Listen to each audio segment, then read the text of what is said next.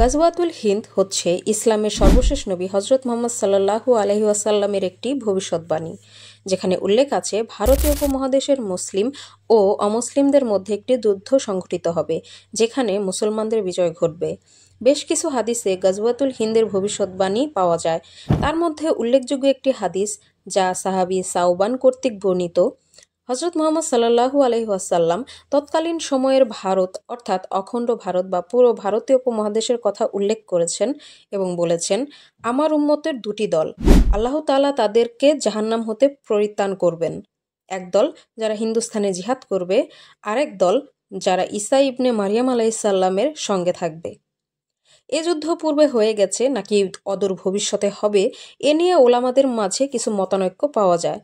কতিপয় ওলামাদের মতে এ যুদ্ধ বনি ওমাইয়ার শাসনামলে মুহাম্মদ বিন কাসিম এর ভারত বিজয়ের মাধ্যমে সংঘটিত হয়ে গেছে। কারো মতে সুলতান মাহমুদ গজনবী এর ভারত অভিযানের দ্বারাই এ যুদ্ধ শেষ হয়ে গেছে। কিন্তু গাজওয়াতুল হিন্দের সবগুলো হাদিস সামনে রাখলে ধারণা হয় যে এ যুদ্ধ এখনো হয়নি, বরং ঈসা আলাইসাল্লামের আগমনের কিছু কাল পূর্বে ইমাম মাহদির নেতৃত্বে এটি সংঘটিত হবে এবং এ যুদ্ধের বিজয়ীরাই সিরিয়ায় গিয়ে ঈসা আলাইসাল্লামের সাথে দাজ্জালের বিরুদ্ধে যুদ্ধ করবেন।